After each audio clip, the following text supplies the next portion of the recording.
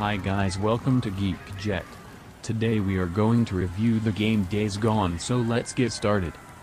Days Gone is an open-world action game set in the high desert of the Pacific Northwest 2 years after a mysterious global pandemic has decimated the world, killing most but transforming millions into mindless, feral creatures. Survivors live in a world where resources are scarce, violence and murder are common, and freakers roam the wilderness. Players face this violent, new world as Deacon Street. Days Gone is one of the most riveting and bombastic zombie shooters I've ever played. Fighting and fleeing hundreds, and I mean hundreds, of zombies at once is an unrivaled heart-stopping spectacle, as the monsters clamber over one another, pouring through windows and smashing through doors to engulf you like an unstoppable tsunami of decaying flesh. Impossible it may seem, but killing an entire horde in one action-packed sitting is actually very much possible. Armed with an arsenal of bullet-spraying weapons, a bag full of Molotovs, and the wits to weave through tight corners and narrow passageways, you can slowly but surely deplete the horde's health bar until there isn't a single bloodsucker left standing. It isn't an easy job, that's for sure, but surviving such a breathless encounter is deeply satisfying.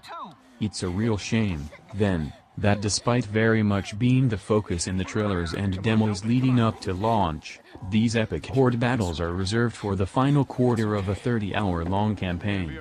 It's an even greater shame that the majority of the game is made up mostly by formulaic missions such as fetch quests, shootouts and stealth camp clears, which are very forgettable and offer few twists from those found in generic open-world shooters. Days Gone sees you take control of Deacon St. John, a jaded biker and former military man who takes on the role of a bounty hunter in post-apocalyptic Pacific Northwest USA. After being separated from his wife during the zombie, or freaker as they're known in Days Gone, outbreak, Deacon settles for a life of isolation with his best bud Boozer. He only descends from his mountain hideout to do the odd job for the various camp settlements scattered throughout the region. Days Gone sees you take control of Deacon St. John, a jaded biker and former military man who takes on the role of a bounty hunter in post-apocalyptic Pacific Northwest USA. After being separated from his wife during the zombie, or freaker as they're known in Days Gone, outbreak, Deacon settles for a life of isolation with his best bud Boozer. He only descends from his mountain hideout to do the odd job for the various camp settlements scattered throughout the region. These jobs make up the missions of Days Gone, as you rescue kidnapped civilians, destroy nearby freaker nests, and murder those who have double-crossed camp leaders.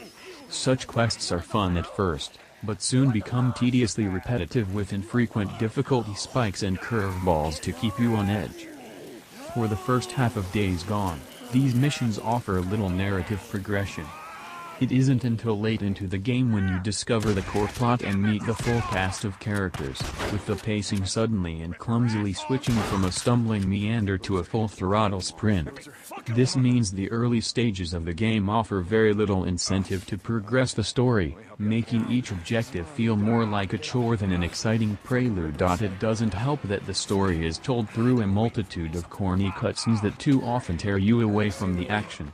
With lengthy loading screens sandwiching such cinematics, they become disruptive and frustrating quickly.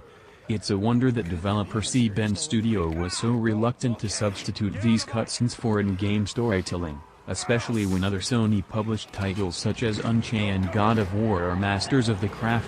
Even when the story does improve towards the latter stages of the game, it's still nothing to shout about. Filled with post-apocalypse cliches, underwhelming revelations and one-dimensional characters, Days Gone has no hope in usurping The Last of Us as PlayStation's best zombie tale. The main villains are the worst of the bunch, having no realistic motivations for wanting you dead, besides the fact they're unhinged psychopaths. The story missions are often painfully predictable and rarely deviate from the established formula. There are plenty of surprises hiding throughout the large open-world map.